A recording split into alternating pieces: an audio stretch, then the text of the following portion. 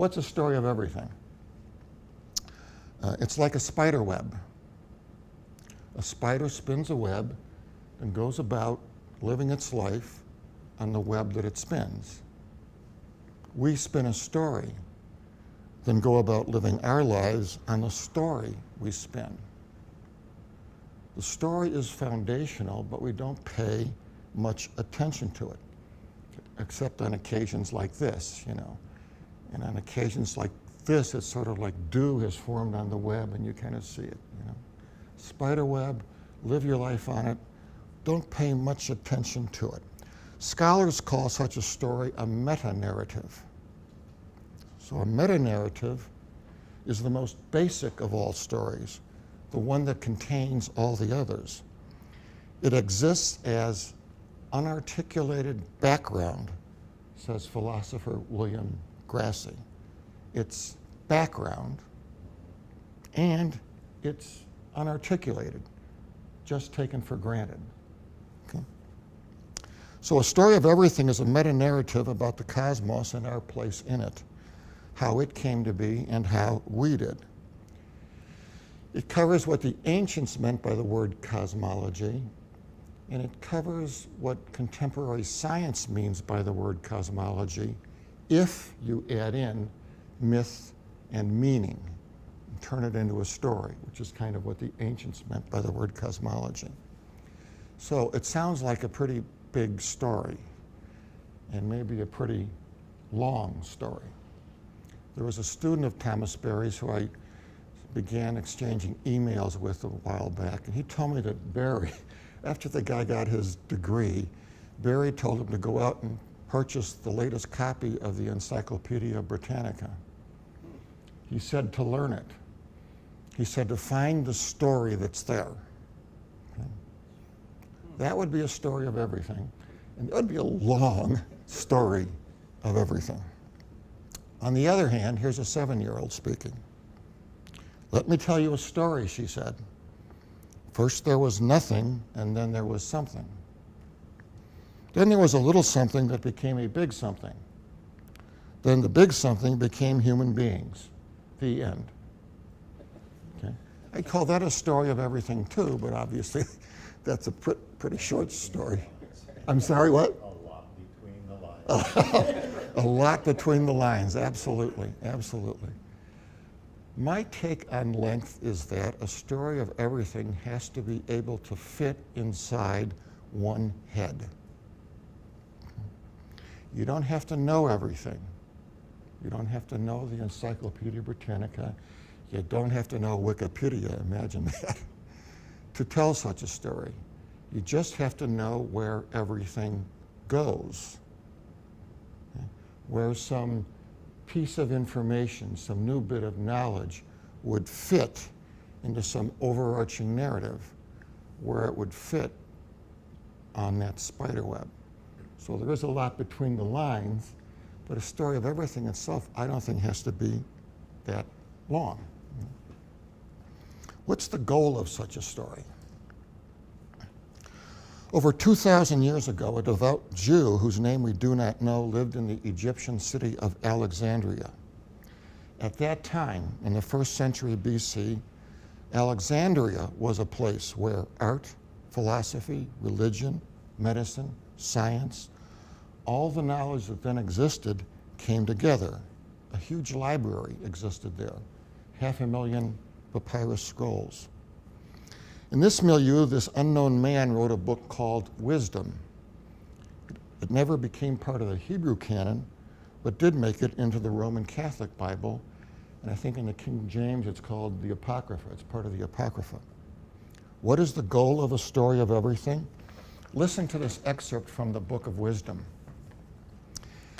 He it was, and the author here is referring to God, he it was who gave me sure knowledge of what exists, to understand the structure of the world and the action of the elements, the beginning, end, and middle of the times, the alternation of the solstices and the succession of the seasons, the cycles of the year and the position of the stars, the natures of animals and the instincts of wild beasts, the power of spirits in human mental processes, the variety of plants and medical properties of roots.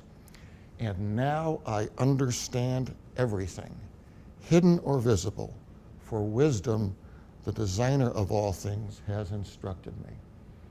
I think that's the goal. I get a portion. Yeah.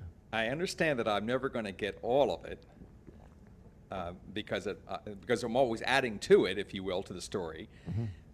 But how isn't there a contrast, or that's not even the word, around the issue of security? That my inner being really wants it to be done. I want to know what I really want to know, and then I don't have to do any more. I want to feel secure as opposed to moving beyond. Yeah. So is our inner life, in fact, in tension with that ongoing, developing story of everything? Mm-hmm. And how do we reconcile the two? I mean, do you find that that there is that tension? Well, I mean, I live that tension. I mean, I want to be secure. I want to be done. But of course, I know I'll never be done. And you know that feeling, that old story of everything, you know, that sense of waking up in the morning and knowing where you are and knowing what you're going to tell the children, that is a fine feeling. It is a great feeling. I don't know if I want to jump it. Well, you know, let's see. Do I want to say this now or not? Well, since we're on this topic and since this is a conversation, okay? Here's how it works for me, or how it's come to work for me in my older age. And the point, it's sort of like being at the center where things are certain and sure, and you have that at security, and then being at the edge where they're not. And I'm finding that the older I get, actually, I like to get out to the edge and get to the point where I don't know. I feel like I've taken things as far as I can take them. I find that that's a holy place. You know, it's a place where I can bow before something transcendent, some mystery. It's not a place of agnosticism. Agnosticism doesn't get there. It does feel like a holy place, and even, I'm willing to say, to me, it feels holier than being in some center where I'm sure and certain. You know, so that's just sort of how it has worked out for me. Yes? With all of the things that we learn and all of the things that that make up our story, Mm-hmm. the thing that gives us secure geography is understanding the meaning of things. Yeah. Understanding or having a sense of what the direction is and what the meaning is. Mm-hmm. And that gives me a kind of a spiritual or psychological GPS. That's really interesting. It's interesting to think of the phrase secure geography, knowing where you are when it comes to meaning. Yeah. Isn't that interesting? Yeah, knowing where you are, yeah. Knowing where you are in the big story, for example. Exactly. Yeah, yeah. Okay, I think we're going to probably move in that direction. Well, let me go on then. Okay, let's go on.